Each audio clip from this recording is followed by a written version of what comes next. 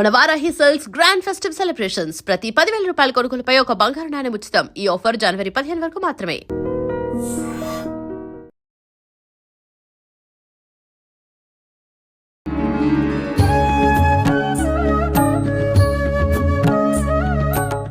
నమస్కారం అండి. శ్రీమాత్రే నమః.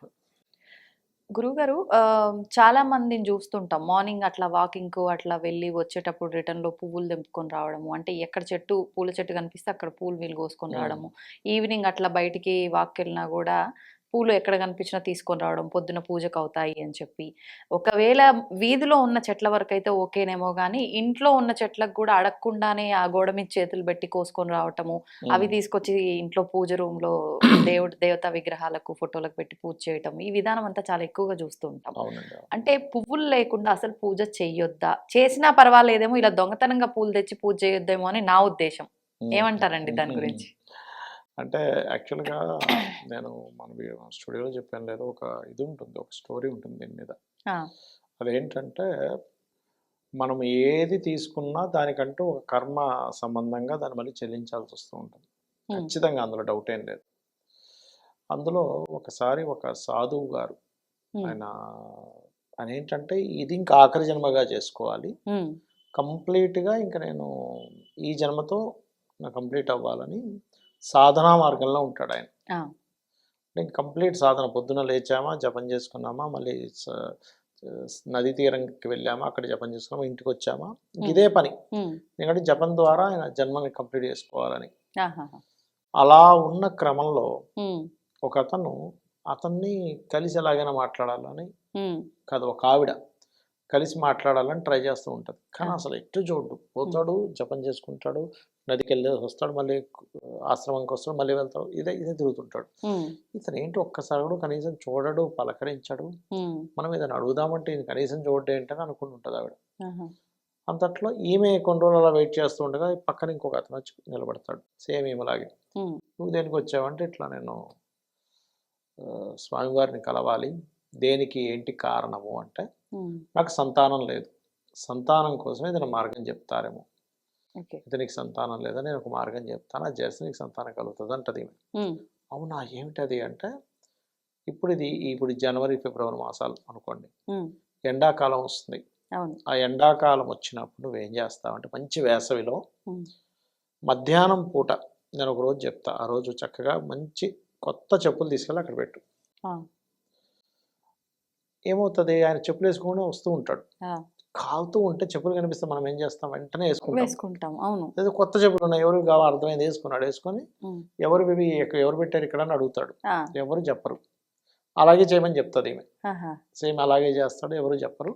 ఆయన వేసుకొని ఆశ్రమంకి వచ్చేస్తాడు. వాళ్ళ శిష్యుడు బృందాన్ని పిలిచి చెప్తాడు, అరే ఇక్కడ ఎవరు చెప్పులు పెట్టారు, నాకు కాలు గాలిపోతుంది, తట్టుకోలేక వేసుకున్నాను, మీరు వెళ్ళి ఈ చెప్పులు ఎవరివి అంటే, ఈ చెప్పులు ఎవరు కుట్టే వాళ్ళు ఉంటారు కదా, వాళ్ళని అడుగు, కొత్త చెప్పులు ఎవరు వాడినవి కావి, వాళ్ళని అడిగి వాళ్ళకి ఇంకా 4 రెట్లు పైసలు ఇచ్చేసి రాండి పంపిస్తాను.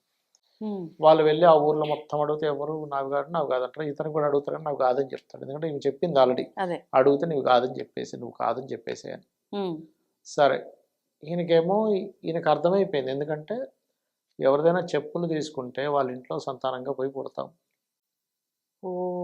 ఇక ఎందుకు చెప్పాను ఈ మాట అంటే, పువ్వులు కోసేసుకుంటున్నాము, మనం రుణపడి ఉంటుంటాం అక్కడ. మరి ఇట్లా పువ్వులు తెచ్చుకున్న వాళ్ళు ఏ రకంగా వాళ్ళ ఇంట్లో రుణపడతారు. అయితే తెచ్చుకున్నాను ఎలాగానే, ఆయన ధ్యానంలో వెళ్ళి చూస్తాడు, అసలు ఎవరు పెట్టారు ఈ చెప్పులు తెలుసుకుందామని. ఫలానా వ్యక్తి పెట్టాడని అర్థమైపోద్ది. ఇంకా నాకు కర్మ అంటుకుంది, ఏం చేయాలి, కంపల్సరీ పుట్టాలి పోయి, ఇంకా అక్కడ పుట్టి ఆ కర్మని కంప్లీట్ చేసుకొని రావాలి.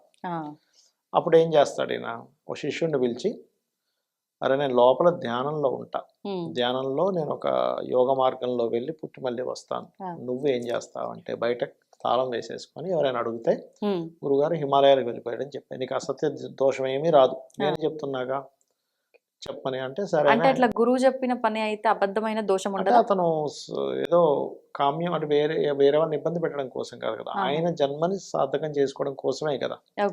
కాబట్టి అసత్య దోషం రాదు, కాబట్టి దీనివల్ల ఎవరికి నష్టం లేదు, కాబట్టి నువ్వు చెప్పమని చెప్తాను. సరే, ఆయన బయట అట్లాగే తాళం వేసుకొని కూర్చుంటాడు. ఈయన ఒక యోగ మార్గంలో వాళ్ళ భార్య దీంట్లో వెళ్ళిపోతాడు.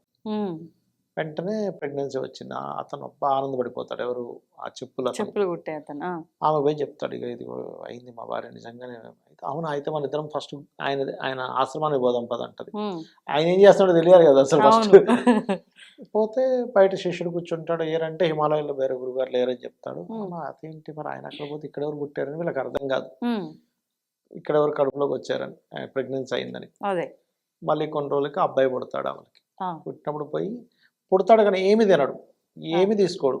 ఎందుకంటే అక్కడ ఏదైనా తింటే మళ్ళీ ఇంకొక కర్మ, మళ్ళీ అంటే రుణపడతాం ఈయనే కదా. పుట్టాడు. ఈయనే పుట్టాడు, ఎందుకంటే ఈయన యోగ మార్గంలో వెళ్ళిపోయాడు, ఇక్కడే కూర్చొని ఆత్మని తీసుకెళ్ళి అక్కడ ప్రవేశపెట్టాడు. ఈయనే పుట్టాడు కానీ ఏమి తీసుకోడు. ఎందుకు తీసుకోడు అంటే అక్కడ ఏదైనా తింటే మళ్ళీ అది రుణం ఏర్పడుతుంది, మళ్ళీ నేను పుట్టాలి, మళ్ళీ కర్మలు తీర్చుకుంటూ ఉండాలి. అతని సాధనే ఈ జన్మ కంప్లీట్ చేసుకోవాలని. Okay, okay. ఏమి తినట్లేదు ఏంటని మళ్ళీ ఆమె పోయి చెప్తాడు. ఆమె వస్తుంది, వచ్చి సంస్కృతంలో అడుగుతుంది, నేనే చేశాను అంటే. ఆయన సంస్కృతంలో అంత చిన్నపిల్లవాడు సమాధానం చెప్తుంటాడు. నాకు తెలుసులే, నేను యోగందాల్లో చూశానులే అంటే. అయ్యో క్షమించండి స్వామి, ఇప్పుడు ఏం చేయాలి అంటే, ఆవు పాలు తీసుకురా. ఆవు పాలకి నీకు రుణం ఉండదు. అందుకే పెద్ద పెద్ద వాళ్ళందరూ కూడా ఎవరైనా ఇంటికి వెళ్ళినప్పుడు ఆవు పాలు మాత్రమే తీసుకుంటారు, గమనించండి. ఓహో. ఆవు పాలు తీసుకుని ఆవు పాలతోనే పెరుగుతాడు ఆ పిల్లవాడు. ఆ. పెరిగిన తర్వాత అతనికి ఆ చెప్పులు కుట్టే అతనికి ఇంకొక డ్యూటీ కూడా ఉంటుంది రాత్రిప్పుడు. అప్పుడప్పుడు మారుతూ, ఎలా అంటే మనం చూడండి పారా హుషారు అన్నట్టుగా ఏదో డప్పు కొట్టుకుంటూ రాత్రిప్పుడు తిరుగుతుంటారు దొంగలు పడకుండా ఉండడం కోసం. ఓకే. ఒక రోజు ఏమవుతుంది, ఆయన గూర్ఖా లాగా ఆయన అంటే పాతకాలంలో డప్పు కొట్టుకుంటూ తిరిగేవారు. ఓకే. ఆయన ఫ్రెండ్ పిల్లల పెళ్ళికి వెళ్ళాల్సి వచ్చి, అయ్యో ఎట్లాగ ఇప్పుడు ఇవాళ నాది డ్యూటీ పడింది ఎట్లాగంటే, వాళ్ళ భార్య అంటది, ఎందుకు మన అబ్బాయి ఉన్నాడు కదా, ఈ అబ్బాయి చేస్తాడులేండి మీరు వెళ్ళరండి అంటే, సరే చేస్తా అంటాడు. డప్పు కొట్టుకుంటూ నార్మల్గా అయితే ఏదో అరుచుకుంటూ ఏదో చేసుకుంటూ తిరుగుతారు, వాళ్ళకంత జ్ఞానం ఉండదు. కానీ తను బ్రహ్మజ్ఞానం చెప్తూ తిరుగుతూ ఉంటాడు రోడ్ల మీద. ఈ రాజు వింటాడు, ఏం రాదు అసలు ఇంత ఏజ్లో అసలు ఎవరు అసలు ఇంత బ్రహ్మజ్ఞానాన్ని చెప్తున్నాడు, ఇంత సూత్రాలు చెప్తున్నాడు, ఇంత చెప్తున్నాడు ఎవరని పొద్దునే పిలిపిస్తాడు. తండ్రి వణికిపోతాడు, అది ఏం చేసేవరా రాత్రి నువ్వు, ఈ రాజు మనల్ని పిలుస్తున్నాడు అంటే, ఏం లేదు నాన్న నేను నార్మల్గానే తిరిగాను అంటాడు. లేదు ఇద్దరు వెళ్తారు. వెళ్ళాక ఎవరు రాత్రి తిరిగిందంటే నువ్వా అని అంటే, అప్పుడు సంస్కృతంలో చెప్తాడు. రాజుకి సంస్కృతం వస్తుంది. ఇట్లా నేను పలానా సాధువుని, ఈయన సంతానం కోసం నీ పని చేశారు, నేను ఇలా కర్మ తీర్చుకోదానికి పుట్టాను, మరి నువ్వు ఎట్లా తీర్చుకుంటావు అంటే, ఇప్పుడు నువ్వు పిలిచావుగా, రాజు పిలిచాక ఊరికనే పంపించావుగా, ఏదో ఒకటి ఇచ్చే పంపిస్తారు కాబట్టి మీరు ఏదో ఒక ఇస్తారు, దాన్ని ఆయనకి ఇచ్చేస్తా, ఇస్తే నాకు కర్మ తొలగిపోతుంది. అయితే ఆడామ ఏం చెప్తుంది అంటే అతనికి, నువ్వు ఆయన చేత్తో ఏం తీసుకో. ఎవరు? రాజు చేతో? రాజుతో కాదు, పిల్లవాడి దగ్గర నుంచి ఏమి తీసుకోకని చెప్తుంది. ఆ లేడీ ఉంటది కదా, ఇంత మాయల మరాఠీ చేష్టలు చేస్తుంది అక్కడ. తీసుకుంటే రుణం తీరిపోద్ది అని చెప్తుంది. తీసుకొని ఇస్తుంటే తీసుకోడు అతను, చెప్పేసింది కదా ఆమె. అవును. కానీ తను రోజు శివలింగాలు చేసుకుని శివుడు ఆరాధన చేయడము, గొర్రెలు తీసుకుని వెళ్ళినప్పుడు ఇవన్నీ చేస్తుంటాడు. ఒకరోజు సడన్ గా అగ్ని మొత్తం ఆ ఊరంతా తగలబడుతుంటది. అప్పుడు అగ్నికి అన్ని సామాన్లన్నీ బయట ఇచ్చేసేయాలి కదా. ఇలా అందించేటప్పుడు ఏం చేస్తాడంటే పిల్లవాడు ఆ డబ్బును మూతను ఆయన చేతికి ఇస్తాడు. ఇచ్చేసి లోపలికి వెళ్ళగానే అది పడిపోద్ది. అంటే అక్కడికి అతని జన్మ కంప్లీట్ అయిపోయి మళ్ళీ ఇక్కడ ఆశ్రమంలోకి వచ్చేస్తాడు. అంటే ఏ రూపంలో ఇచ్చినా కూడా, అది ఏ పరిస్థితుల్లో ఇచ్చినా రుణం అక్కడికి తీరిపోతుంది, రుణం ముడిపడుతుంది.